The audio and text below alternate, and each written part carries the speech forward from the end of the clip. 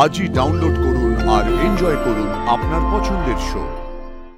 আমিও পারুলকে ভালোবাসি না, ওর যেটা করেছি সেটা রেসপেক্টের জায়গা থেকে করেছি।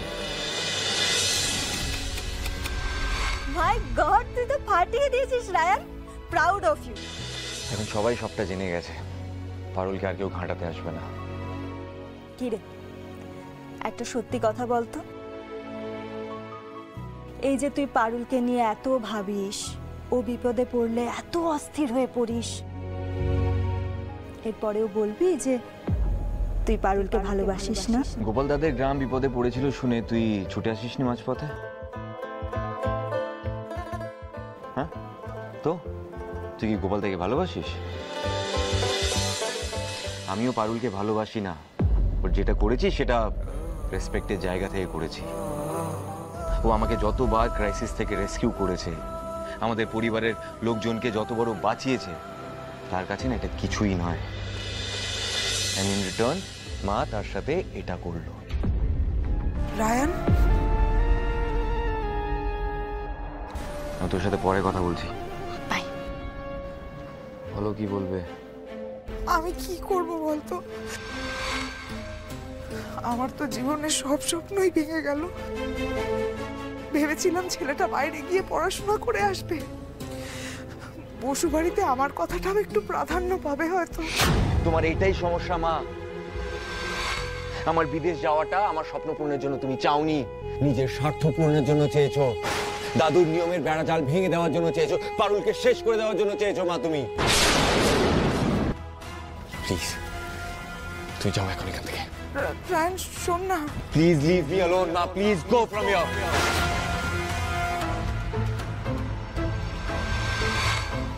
রায়ান, কি হরে রায়ান, মায়ের সঙ্গে কেউ এভাবে কথা বলে বল? কাকিমা তো দমে কষ্ট হয়েছে, তাই না? তোর দয়া শরীর পারুল তুই ক্ষমা করতে পারিস, কিন্তু আমি না। দক্ষিণ ভারত যাওয়ার কি ব্যবস্থা হলো? দেখ, যেতে তো আমি চাই, কিন্তু টাকাটা তো আর জোগাড় হয় নাই বল, ওখানে আটকায় গেছি আমি।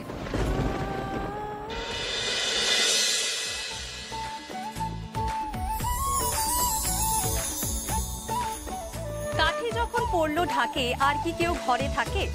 বাঙালির শ্রেষ্ঠ উৎসব হলো দুর্গাপুজো, আর এই দুর্গাপুজোকে আরো স্পেশাল করতে জিপসি তোমাদের জন্য নিয়ে এসেছে এক মেগা ইভেন্ট। জিপসি মানে ওই সফট ড্রিঙ্কস কোম্পানিটা না? হ্যাঁ। আমাদের ইভেন্ট আজকের দশভূজা। কলকাতার মোরওভার সারা বাংলার সব দুর্গারা এতে পার্টিসিপেট করবে। বিভিন্ন গেম রাউন্ডের মধ্যে দিয়ে একে অপরের সাথে কম্পিট করবে, আর এতে যে ফার্স্ট হবে তার জন্য প্রাইজ মানি থাকবে 1 লক্ষ টাকা। 1 লাখ টাকা দিবে এরা? এই প্রতিযোগিতায় বয়সের কোনো ঊর্ধ্বসীমা নেই, শুধু একটাই ক্রাইটেরিয়া, তোমাদের মধ্যে যারা ম্যারিড একমাত্র তারাই অংশগ্রহণ করতে পারবে। যাও, তাহলে আমাদের কি লাভ রে? আমাদের তো বিয়েই হয় না। পুরা লাভ না দিতে পারলেও আমি তো দিতেই পারি।